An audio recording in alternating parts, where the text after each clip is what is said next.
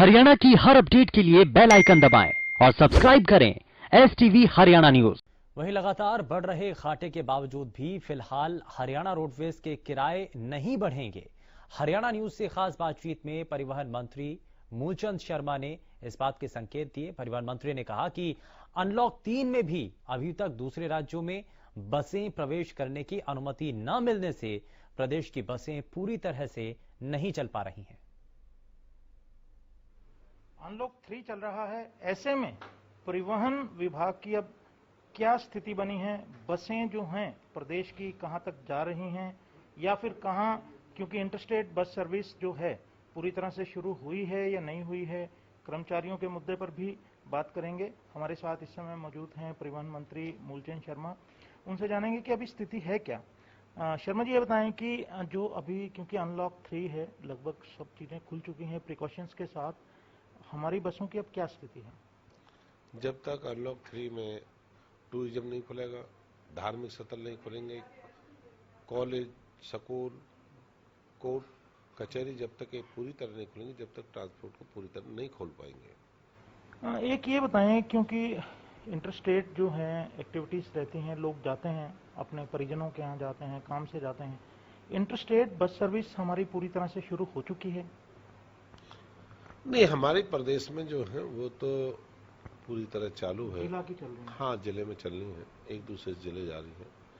जैसे मान लो अपने कुछ दिल्ली में जैसे नहीं जा पा रही, दिल्ली से बॉर्डर पर उतार देती हैं, जैसे गुड़गांव, फरीदाबाद, झज्जर, सोनीपत, ये सारी इंटर डिस्ट्रिक्ट जो है वो बसें हमारी चली हुई है और जहाँ जहाँ भी जरूरत है हम बस और चलाते हैं। इंटरस्टेट की क्या स्थिति है?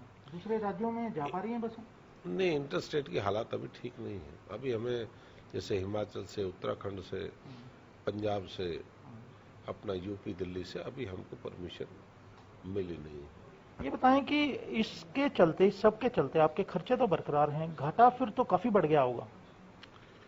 नहीं, खर्चा तो जहाँ ट्रांसपोर्ट का महकमा है, खर्चा तो बसें खड़ी हैं, सारी चीज वही है, सब चीजें, तो खर्चा तो रोडवेज का ट्रांसपोर्ट तो आकलन किया कि कितना घाटा जो है हर महीना बढ़ता है, 850 करोड़ के आसपास है, इसके ज्यादा ही होगा। शर्मा जी, ये जिस तरह से डीजल के अब दाम भी बढ़ रहे हैं और बसें क्योंकि आपकी पूरी भरकर नहीं चल रही, तो ऐसे में घाटा और भी बढ़ रहा होगा, तो कोई हमारे किराए बढ़ाए जाने प्रस्तावित हैं या हम उस पर विचार कर रहे हैं? नहीं, अभी कोई किराया हम नहीं बढ़ाएंगे। अभी तो सारी जो व्यवस्था, पहले ट्रांसपोर्ट को चलाने की बात करें, कोई किराया बढ़ाने का कोई इरादा नहीं।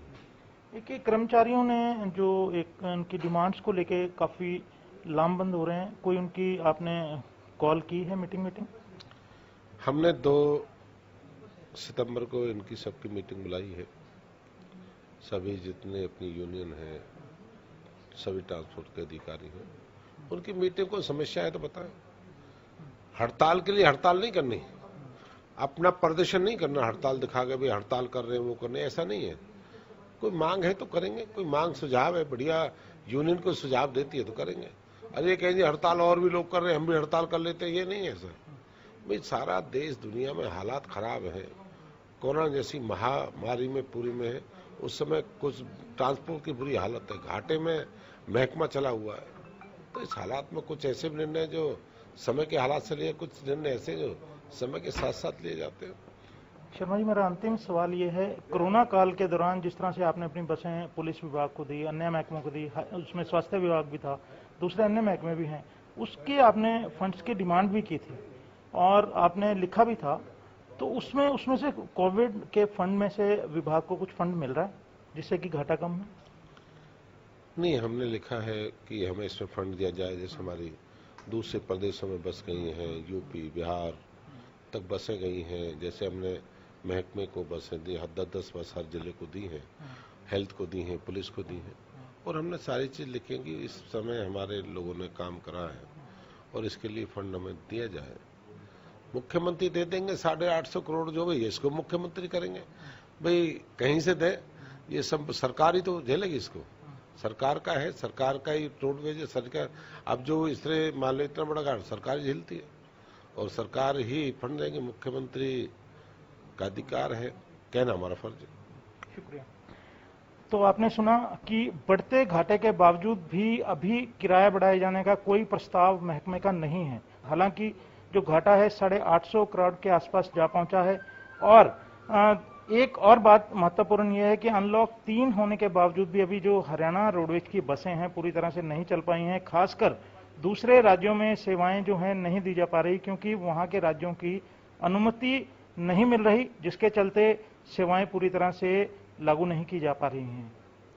हरियाणा न्यूज के लिए चंडीगढ़ से कैमरामैन संजय सिंह के साथ राकेश गुप्ता।